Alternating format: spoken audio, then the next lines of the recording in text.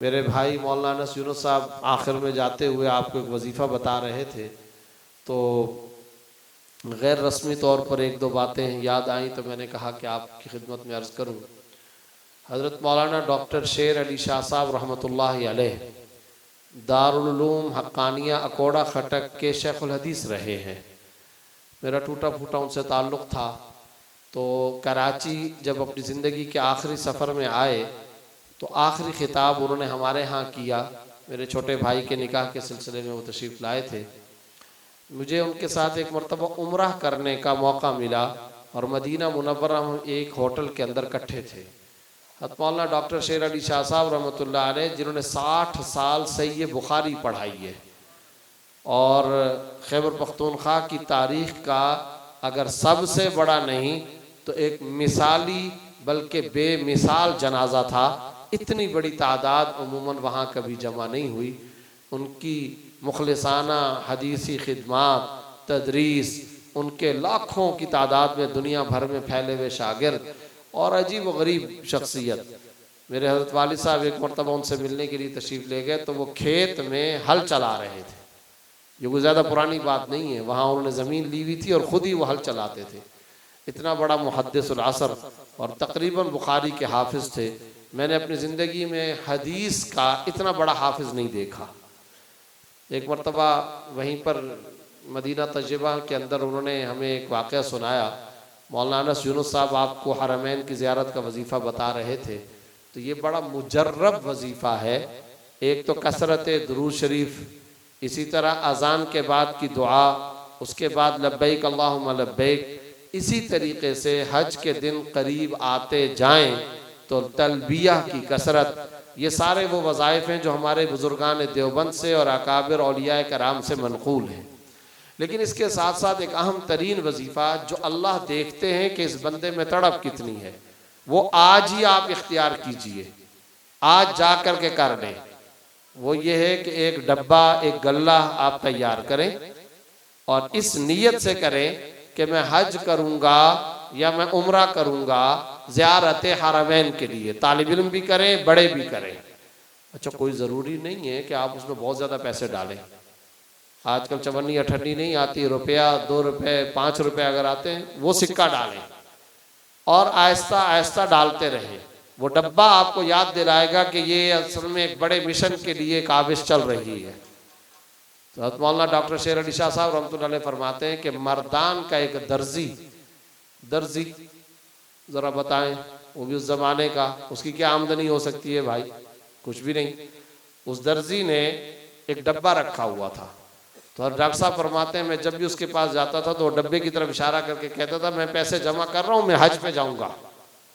और वो 4 आने 8 आने सिक्के डालता रहता था। तो डॉक्टर साहब ने फरमाया मैं भी उसके लिए दुआ करता था कि इसके दिल में इतनी तड़प है, इसके दिल में इतनी देरीना आरजू है और इतनी गहरी तमन्ना है, तो इसे अल्लाह करे कि वहाँ की ज़ियारत नसीब हो जाए। करते कराते हज का टाइम आया, उसने दाखिला भेजा, अल्लाह ने उसके हज का इंतज़ाम फरमा दिया। अच्छा, एक बात ये भी याद रखें कि ये जो डब्बा होता है ना, उस डब्बे में इतने पैसे नहीं जमा हो जाते कि इंसान हज कर सके। वो तो आजकल के ज़माने के एतबार से तो 8 लाख रुपए का हज है, 6 लाख रुपए का हज है, तो डब्बे में 6-8 लाख रुपए कब जमा होंगे? ये नहीं होता। अल्लाह को आसमानों पर बंदे की ये अदाब आती है और पर्दा गैब से उसका इंतज़ाम होता है। वयत्तक़िल्लाह यजअल लहू मखरजा वयरज़ुक़हु मिन हैसु ला यहतसिब। जो खुदा का खौफ खशियत खुदाबंदी दिल में रखता है तो अल्लाह रब्बुल इज़्ज़त उसके लिए मुश्किलात में से, तंगियों में से आसानी के रास्ते बनाता है और ऐसी जगह से रिज़्क़ अता करता है जहां उसका गुमान भी नहीं जाता। तो कीजिए।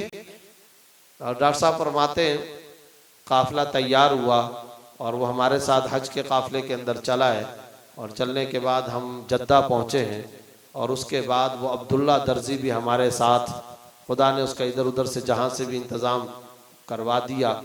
तो जब हम मक्का मुकर्रमा दाखिल हुए तो डॉक्टर साहब फरमाते हैं कि बाबुस्सलाम से, जिन लोगों को वहाँ की ज़ियारतें नसीब हुई हैं वो जानते हैं कि सफ़ा मरवा की तरफ से, बाबुस्सलाम की तरफ से हम अंदर दाखिल हुए। वो एक ऐसा आशिक़ बैतुल्लाह था, एक ऐसा आशिक़ रसूल था कि अभी हज के इब्तदाई अय्याम थे, 40 दिन का मौका मिला हुआ था। तो कहते जैसे ही हम अंदर दाखिल हुए तो सामने तवाफ हो रहा है। तो मैंने उस दर्जी अब्दुल्ला, मेरे हाथों में हाथ थे, कई सारे 15-16 अफराद, पीछे खवातीन, ये काफिला हम अंदर गए। तो मैंने कहा अब्दुल्ला ये खाना काबा है। फिर मैंने उसे कहा कि ये सामने बैतुल्लाह शरीफ का ये दरवाजा है और इस दरवाजे पर जो दुआ मांगी जाए वो कबूल होती है, और सारे अंबिया कराम ने इस दरवाजे के साथ अपना सीना लगाकर अल्लाह से मांगा है। कहा कि मैंने ये 2-4 बातें की तो वो उसके हाथ में मेरा हाथ था, तो उसने मेरा हाथ ऐसे झटके से छुड़वाया और छुड़वा करके सीधा वो खाना काबा के दरवाजे के साथ जाकर चिपक गया। कहते हमने भी देखा, दाएं बाएं तवाफ करने वाले भी देख रहे हैं। दरवाजे को देखने के बाद आसमान की तरफ निगाह उठा करके कहते हैं या अल्लाह तेरा दोस्त अब्दुल्ला आ गया है, फिर न कहना कि मैं नहीं आया था। या अल्लाह तेरा दोस्त अब्दुल्ला आ गया है, फिर न कहना कि मैं नहीं आया था। डॉक्टर साहब फरमाते हैं ये उसने कहा और आराम से नीचे आया। करीब गए तो उसकी रूह परवास कर चुकी थी। ये उसकी मुबारक मौत है। तो वो जो आया था ना, वो हमेशा के लिए आया था। अब वो जब आया था तो अल्लाह के पास जाने के लिए आया था। तो इस वजीफे पर अमल करें, और आजकल तो इसके ऊपर बड़ी कैंपेन चलाने की ज़रूरत है, इसलिए कि ये जो कोरोना का मसला आया, फिर योमनी कोरोन, और फिर खुदा जाने सऊदी हुकूमत के मामलात, उसके बाद जिस तरीके से हज पर पाबंदियाँ, जिस तरीके से उम्रे पर पाबंदियाँ। अभी 2 हफ्ते पहले हम इस्लामाबाद में वज़ीर मजहबी उमूर साहब के साथ बैठे थे, तो मैंने उनसे पूछा कि क्या हज की पॉलिसी आई, और अब तक सऊदी हुकूमत की कोई पॉलिसी नहीं आई। तो ये 2-2, 3-3 साल इस तरीके से गुजर रहे हैं।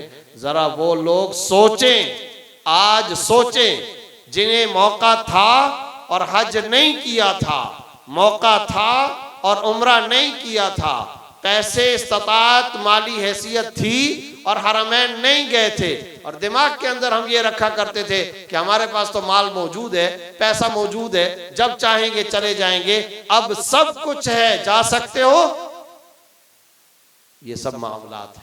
इसलिए अल्लाह करे कि वहां के दरवाजे खुले, और ये शर्त, वो कंडीशन, ये क्वारंटीना, ये शराइत, ये महंगाई, ये मसाइल, इन सारे मसाइल के बावजूद अल्लाह रब्बुल इज़्ज़त हमें वहां की ज़ियारत नसीब फरमाए।